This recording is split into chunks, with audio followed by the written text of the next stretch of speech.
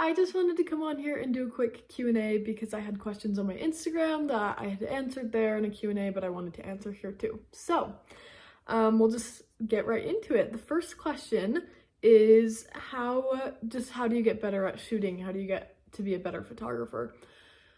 And everybody is always having to do this because everyone wants to keep improving from where they're at, but it's just practice. That is such an annoying thing to hear, but it really is just practice.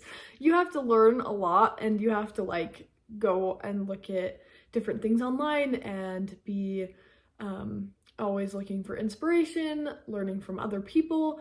But really the main thing that you can do is just to practice. If you're not, you can look up as much education as you want, but if you're not practicing, it's not going to help.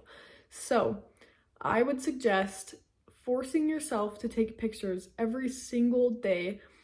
I used to take my camera everywhere with me. Sometimes it's frustrating because you don't feel like you have things to take pictures of, but trust me, you do.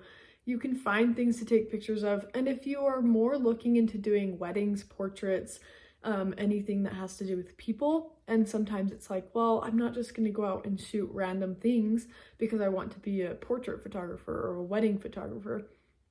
That's where I was at too.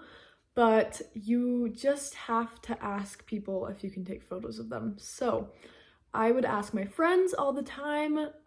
They were always super helpful, and everybody's usually willing to let you take pictures of them because you give them the photos for free when you're first learning. You take pictures of people all the time. If you want to like be a couples photographer, ask couples if you can take pictures for them. Practice in any way that you can, edit them, and then send them off. Sometimes it's actually really helpful to take pictures of people because it gives you the motivation to edit them, the pictures, and send them off because someone's counting on you. So I just think that's very helpful.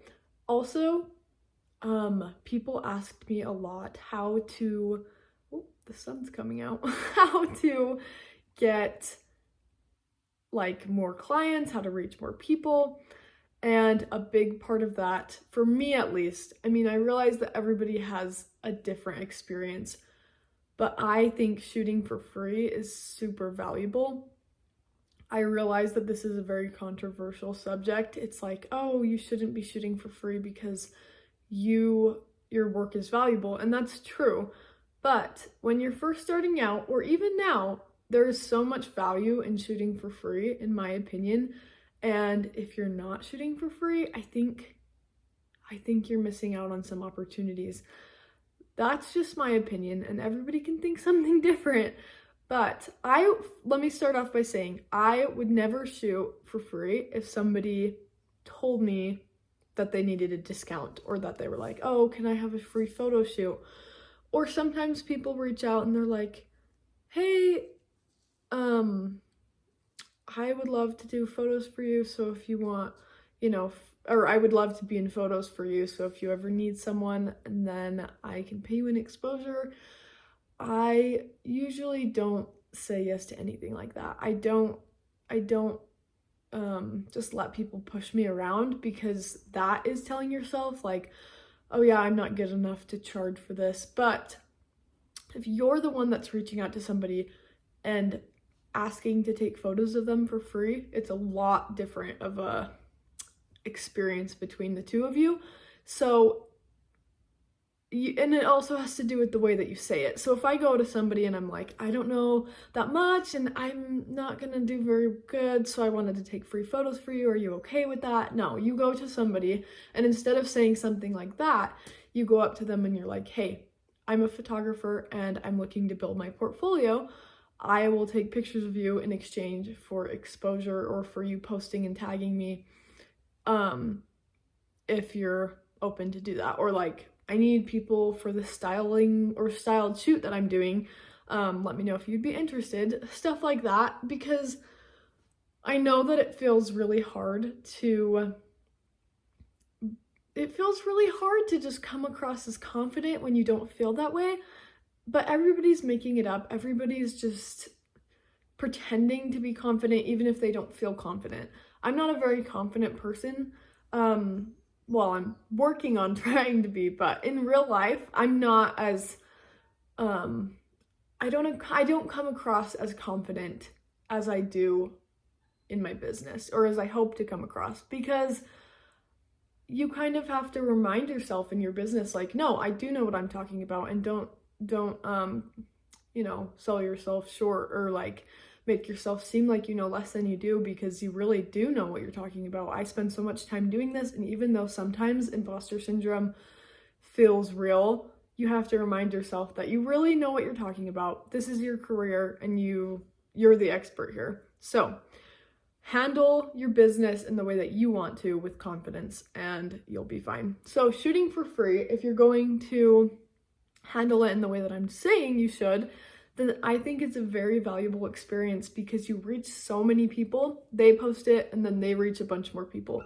I know people that are photographers and they have time to shoot, and they're just kind of sitting around waiting for clients. Hopefully you can hear my dog. I'm gonna go get her in a minute. She's okay. She's just whining because she wants me to take her inside. But what was I saying?